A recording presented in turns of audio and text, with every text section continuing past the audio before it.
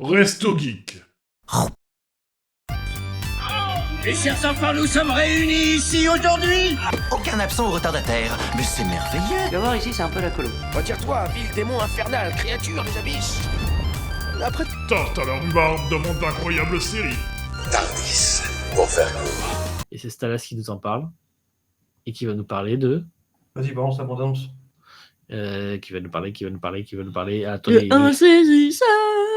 le mec est pas prêt. Pourtant, j'entends quelque chose. Voilà.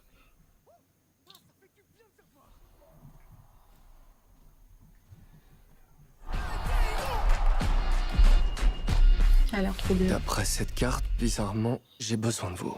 Déjà, Je vous parle la voix du tour de magie Noël. le plus énorme et le plus stylé que vous ayez jamais vu. C'est maintenant ou jamais. C'est quoi le tour?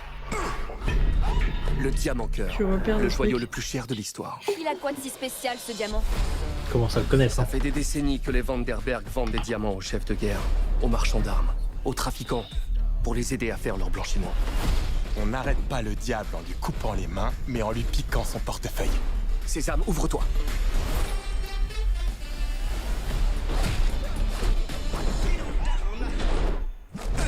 Jack, qu'est-ce que tu fais là? Je viens de sauver. Salut les gars. Salut. Et vous êtes qui, vous? Allez, on y va. Ne les laissez pas s'échapper. Ça, c'est pas mal. Hein. Mes cavaliers. Vous avez été réunis dans un but précis. L'œil a la plus grande confiance en vous. Faire tomber 2 générations de criminels en un tour de passe-passe. 8 magiciens contre un réseau criminel international? Que quand on l'a On a vu, le toutes jeune nos Black, choses. j'arrête pas de me dire que sa tête, elle est hyper... Vous voulez voir Ok, un tour de je magie? crois te dire.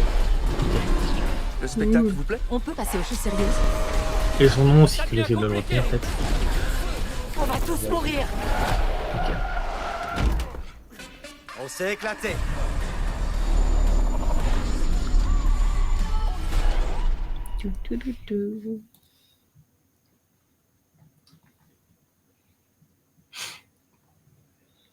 Ok.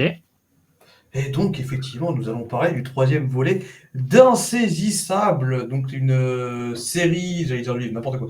Une série de films qui a commencé en 2012 ou 13, j'ai un doute. Laissez-moi juste checker. Moi, ça date un peu. Hein. 2013. Ah oui, quand même, ok. Le premier film est sorti en 2013. Le second est sorti 3 ans après, puisque c'était en 2016. Celui-là sort en 2025, puisqu'il est sorti il y a 2 semaines. Voilà, donc tout, je vous ai pris un truc qui était vieux, et maintenant je vous prends un truc récent. J'essaie d'équilibrer.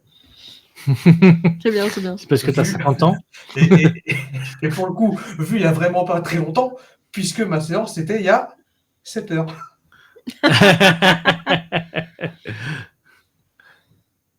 Donc, alors je sais pas du coup, C'est frais. est-ce que je vous fais j'essaie de vous faire un petit résumé sur ce qu'est la licence Insaisissable, ou est-ce que je vous fais que le résumé de cet épisode-là? Je sais pas. Non, je pense qu'on a compris avec la bande-annonce que c'était. Bon, bah, du coup, on va se concentrer sur le 3, qui a un titre anglais beaucoup mieux que son titre français, malheureusement. Parce qu'en français, on a simplement le Insaisissable 3, alors que là, alors que pour son titre VO, son titre original, ils se sont amusés à faire un petit jeu de mots que j'apprécie beaucoup, puisque la série en anglais s'appelle Now You See Me. Maintenant, vous me voyez. Rapport avec les phrases qui sortent en début et en fin de tour, surtout Atlas. Atlas, quand il dit approchez-vous, approchez-vous, parce que plus vous pensez que vous allez plus vous pensez que vous allez voir, moins vous allez voir. Et donc le titre en anglais, de ce premier volet, c'est Now You See Me, No You Don't. Ok. Alors j'aime beaucoup parce que du coup, comme le now, ça peut aussi beaucoup ressembler au no. Ça peut avoir un sens en français qui aurait pu être maintenant vous voyez, maintenant vous ne voyez plus. Donc déjà, ça fait fortement penser à une réplique du cinéma français. On voit plus. Ça n'a rien à voir, je pense. Ils l'ont pas choisi pour ça, mais. Ah ouais, c'est Non, clairement mais non. on adore. Mais du coup, ça c'est une des raisons, et surtout parce que j'adore ce genre de jeu de mots, même dans les langues étrangères, où il y a ça. Bref, Ouais, je suis d'accord. on parlait des acteurs pendant qu'on passait le trailer entre nous. Donc, on a Jason Enzerberg, je sais pas comment ça se prononce en français, qui joue le Daniel Atlas. Ok. C'est le premier qu'on voit. Celui qui est. Alors, il fait quoi lui? C'est un magicien plutôt dans Là, c'est celui en bas au milieu, là. Hein? C'est l'affiche. Oui, c'est celui-là. On peut l'appeler le personnage principal. C'est un des. Non, en fait, ils sont deux à avoir fait les trois. Mais bon, c'est le personnage par lequel tout commence, on va dire. Isla Fisher, qui joue Henley Reeve, qui est à la base l'assistante de Daniel, puis qui devient une magicienne à temps plein. Donc, qui revient, puisqu'elle n'était pas là dans le 2. Elle avait été remplacée par Lizzie Kaplan, qui joue là, qui revient aussi dans cet opus. Donc, vraiment, on a presque toute la panoplie des cavaliers, ça c'est cool. Woody Harrelson, qui est un autre acteur que j'apprécie beaucoup, qui joue aussi régulièrement avec Jason Zerberg, puisque vous avez pu les voir notamment dans Exobiland. Jouer ensemble. Je suis sûr qu'il y a d'autres films où ils ont joué ensemble, mais là, c'est le seul qui me viennent. Donc, il joue Merritt McKinney, qui est un mentaliste. On a Dave Franco, qui joue Jack Welder. Donc, c'est celui qui joue...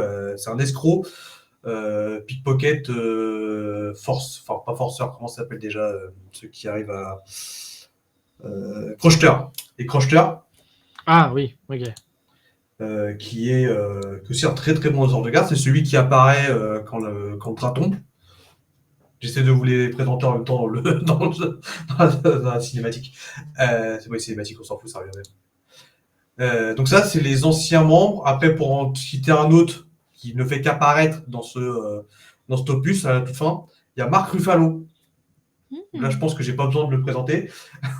C'est Hulk, notamment. Ah oui, ok, c'est bon, je l'ai.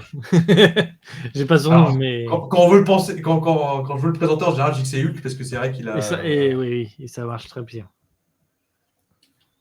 Et donc, qui lui joue depuis le premier aussi, puisqu'il est même l'investigateur, ça veut rien dire, l'investigateur du premier opus, qui a pour objectif justement de capturer les cavaliers, mais je ne vais pas vous spoiler le premier opus, je vous laisserai le découvrir parce qu'il vaut le coup, honnêtement. Donc ça, c'est les personnages qui étaient déjà là, et maintenant, dans les nouveaux, on a Dominique Chesa qui joue Bosco, Ariana Greenpin qui joue June, et celui dont tu parlais tout à l'heure, qui s'appelle Justice Smith, ouais. Qui a joué notamment dans Détective Pikachu. Putain, c'est lui. Ok. Et il y avait autre chose. Il n'a pas fait un Spider-Man et je sais plus. Mais Nettie, je pense que Nettie était en train de regarder. Elle me dira c'est quoi le film qu'on a vu qu'il a joué. Ah, Donjons et Dragons. Il joue dans Donjons et Dragons. C'est le magicien dans Donjons et Dragons. Oui. C'est lui. Voilà, donc l'histoire, c'est un peu comme raconté dans la bande-annonce, c'est des jeunes magiciens qui suivent un peu la voie des cavaliers, donc c'est ce groupe de magiciens qui arrivent à piéger des malfaiteurs et à essayer de rembourser, au moins du point de vue pécunier, les torts qu'ils ont produits. En fait, ce petit groupe de magiciens essaie de percer en suivant cette voie, en faisant des petites escroqueries pour rendre le monde un peu meilleur. Ça finit par arriver aux oreilles d'Atlas, puisque pour un de leurs tours, ils utilisent des hologrammes des 4 cavaliers. Donc Atlas voit ça. Atlas qui a reçu un ordre d'une organisation secrète qu'on appelle l'Œil, qui est une organisation de magiciens, justement, dont le but est de faire punir les coupables qui sont pas... non, pas comme ça. Mais oui, c'est un peu de rapport, puisque le titre complet, c'est l'Œil d'Horus. Ok. Bref, donc Atlas va engager ces 3 nouveaux là, qui sont donc joués par Justice Smith, Dominique Zessa et Ariana Greenblatt, pardon, Greenblatt. Je sais pas comment ça se prononce, mais bon, tant pis. Ça doit être Greenblatt. Voilà, donc pour voler un des plus gros diamants au monde, qui s'appelle le diamant cœur, parce qu'il a une forme de cœur, tout simplement, à une jeune dame qui est Véronica, qui est jouée par Rosamund Pike aussi, qui est une actrice qui est, je pense, assez connue, voilà, relativement, je pense. En tout cas, je vois souvent sa tête, même si je regarde pas souvent les films dans lesquels elle est. J'associe pas les noms, hein, mais sûrement. Bah, moi, le seul truc pour lequel j'associe, c'est le dernier pub avant la fin du monde, parce qu'elle joue l'ex-copine de Simone Pegg. Non, mais quand tu me donnes un nom, je retrouve pas la tête. C'est ce que je veux dire. C'est la blonde qu'on voit qui tient le diamant dans la bande-annonce. Ok. Mais c'est n'importe quoi ce que vous faites, monsieur. Ok. Et en fait, ils vont finir par... donc leur but, c'est de voler ce diamant-là. Pourquoi ils ne savent pas, mais ils vont aller enfin, pourquoi ils ne savent pas encore, mais ils vont aller le voler. Quand ils vont le voler, ils vont essayer de s'enfuir. Enfin, une fois qu'ils l'ont, ils vont essayer de s'enfuir, sauf que ça ne va pas exactement se passer comme ils avaient prévu. Donc, heureusement pour eux, les 4 autres cavaliers apparaissent pour leur sauver... Enfin, les 3 autres cavaliers apparaissent pour leur sauver la mise. Et c'est après s'être enfuis qu'ils vont découvrir la vraie raison de ce vol de diamant. Et là, je vous laisserai aller voir le film pour voir la deuxième partie, qui est assez cool. Ok. Maintenant, mon avis, il est un peu plus mitigé, parce que comme je l'ai vu il y a 7 ans... il y a 7 ans. Il y a 7 heures. Comme je l'ai vu il y a 7 heures, forcément, je l'ai vu pour la première fois, donc je suis plus allé avec les yeux du fanat de magie qui voulait en prendre plein la porte. Alors sur ce... T'avais vu les deux premiers? Hein? Oui, t'avais vu les deux premiers. Oui, j'ai vu les 2 premiers. Sinon, je ne saurais pas aller voir le 3e. Contrairement à beaucoup d'avis que j'ai lus sur le net qui disent j'ai pas vu les 2 premiers, mais franchement, il a l'air pourri, celui-là. On va pas le voir. Arrêtez d'aller regarder le film numéro X d'une licence si vous n'avez pas vu les premiers. Bon, Renseignez-vous avant. Surtout pour dire il a l'air. Oui. J'ai lu une critique. Ah, je m'attendais pas à ce qu'il y ait de la magie. C'est le Donc principe. là, tu t'es pas vraiment, t'es vraiment pas du tout renseigné sur le truc, toi. Le trailer te dit qu'il y a de la magie, quoi. Le mec, il a une carte UGC, il rentabilise. Hein. Ouais, non, mais là, un peu trop. Bref, ça, c'est des avis des autres. Mon avis à moi. Et ben, je sais pas, du coup, parce que, effectivement, pour moi, il m'a pas semblé si mauvais que ça, dans le sens où je l'ai trouvé intéressant du point de vue photographie. Donc, ça veut dire les lieux, la position des personnes, etc. La chorégraphie, du point de vue, la chorégraphie est toujours sympathique à suivre. Les tours de magie, il faut toujours plein les mirettes, je suis désolé. Bon, même s'il y a des trucs qui sont pas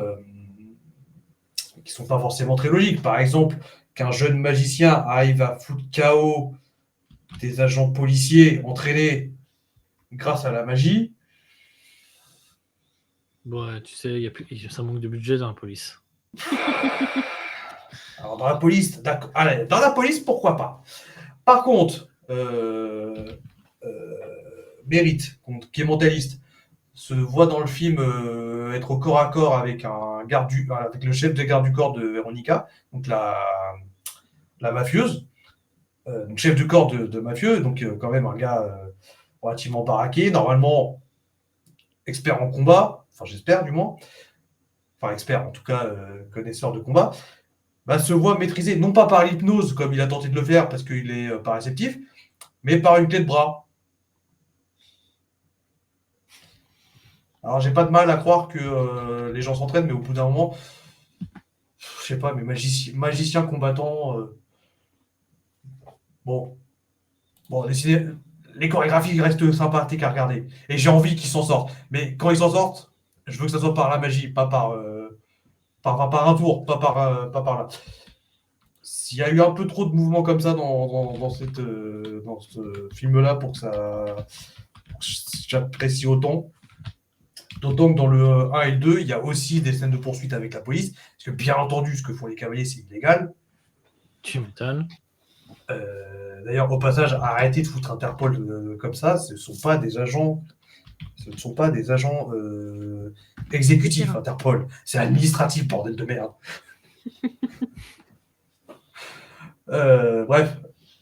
Et du coup, d'un côté, j'ai bien aimé parce que il y a ça, et de l'autre côté, je me dis, faudrait que je le mette une deuxième fois, mais avec un fanboy. Vas-y demain matin et. Alors, prends la licence demain soir, ok. Non, donc du coup, je suis un peu mitigé. Donc, mon avis, là, pour le moment, ça va être l'avis de Fatboy. Et ouais, allez le voir parce que franchement, il est bien. Il dure un peu moins de 2 heures. Je les ai vraiment pas sentis passer. Comme dans les 2 premiers, il y a le plot twist à la fin qui fait mais tu te fous de ma gueule? Ça, c'est bien. Comment ça? Vive les Comment potes. ça, c'est toi derrière tout ça? Tu te fous de ma gueule? Voilà, donc j'ai trouvé que c'était un bon mélange du premier et du deuxième. C'est pas l'avis sur Internet, mais on s'en fout de l'avis sur Internet. L'avis sur Internet, sur The Movie Database, par exemple, est le même que sur Kaamelott, c'est-à-dire 62%. Non, mais en soi, moi je trouvais que c'était un bon troisième volet et qui tente une passation de pouvoir. C'est-à-dire que à la base, les cavaliers, on va dire que c'est notre génération, pour simplifier, on va dire que c'est notre génération, à nous trois. Vous voyez les gars dans la trentaine, quoi. Il y avait un personnage qui est joué par Morgan Freeman, qui lui, on va dire que c'est la première génération. D'ailleurs, au passage, dans le film, du coup, Morgan Freeman n'est pas doublé par son doubleur. J'ai envie de quitter la salle. Et après, je me suis renseigné, j'ai vu pourquoi, j'ai fait ah bah oui, forcément. Bah, il est pas mort. Bah si, Benoît Lamanne, il est mort. Oui, il me semblait. Hein. Il est mort en début d'année, mais ça, je savais pas. Oui, la profession, il a rendu un bel hommage, mais ouais. Hein. Du coup, ouais, forcément, bah, j'ai eu un peu de mal, mais bon. Mais bon, bref, c'est pas très grave, ça à la limite, je vais pas bouder mon plaisir. Et du coup, comme je disais, dans la passation, il y a dans le premier et dans le 2, il y a cette passation déjà de la première génération à la génération des cavaliers. Et là, on passe des cavaliers aux trois petits magiciens là, de quartier qui viennent de faire le coup. Mais j'admets qu'avec le plot twist de fin, tu fais ouais, mais là, du coup, ils sont plutôt de l'ordre de la première génération vu ce qu'ils ont fait. Donc j'ai l'impression que ça passe vers une passion de pouvoir. Comme je disais, il y a Mark Ruffalo qui fait une apparition, c'est pour winger, comme on dit en bon français, le volet 4. Et en même temps, je me dis, bah, comme pour les 2 premiers d'ailleurs, s'il n'y a pas un film d'après, franchement, ça ne me dérange pas. Parce que celui-là, il est bien pour finir aussi. Mais je me suis dit pareil pour le 1. Et je me suis pas dit pareil pour le 2. C'est ce que je me suis dit sur le dernier Pirates des Caraïbes. Enfin non, je me suis pas dit qu'il était bien. Mais je me suis dit, c'est bien, c'est une bonne fin là. Puis maintenant, j'ai envie qu'il y en ait un autre avec Jack Sparrow. Mais voilà. Mais bon film, allez le voir. Franchement, il est cool. Ouais, la trilogie m'intrigue du coup. Je pense pas que j'irai le voir. Et moi, je me le remettrai dès qu'il sortira en DVD avec un autre point de vue. Parce que maintenant, il y a des scènes, je suis en train de me les refaire là même en ayant le plot twist de fin, en disant putain, mais quelle bande de bâtards. Ah, je comprends mieux pourquoi ils agissent comme ça. Ça, je trouve que c'est la meilleure chose dans les films. Oui. Ou dans les livres. Et puis ce que je trouve bien dans les films insaisissables, ce que j'aime bien dans les films insaisissables, c'est que même les tours de magie, ils sont. On vous met en place, parce que je sais que Tipo l'a pas vu, je sais pas si Nettie en a vu, mais. Mais en fait, on commence surtout par avoir le plan réalisé, et ensuite, une fois qu'ils l'ont fait, ils refont toute la chorégraphie en expliquant comment ils ont fait le plan, comment ils mettent les choses en place. Comme dans et c'est bluffant parce qu'on voit la mise en place, et en parallèle de la mise en place. C'est comme Very Bad Trip. Ouais, c'est un peu. Oui. Pardon. Ça me fait comme dans Lupin, quoi. Quand ils mettent la mise en place en parallèle, t'as l'effet voulu et réalisé pendant le braquage. Et c'est très bien. Ah, c'est cool. Je connaissais pas la trilogie, ça me donne envie de voir la trilogie, je vais mettre ça dans ma liste à voir, et puis l'occasion, regardez ça. Ouais. Mais oui, ils sont bien. La ligne verte. Et bien, une petite note, Stalas. Moi, je mettrais un 9 sur 10. Ah, quand même, il y a une bonne note. Ouais, mais comme j'ai dit, là, c'est l'avis d'un fan. Là, c'est l'avis d'un fan. J'ai pas boudé mon plaisir. Il y a de la magie. Et bah. Il y a Jason Zerberg, que j'aime beaucoup. Il y a Woody Harrelson, que j'aime beaucoup. Et bah, de l'avis d'un fan, on va passer à l'avis d'une autre fan.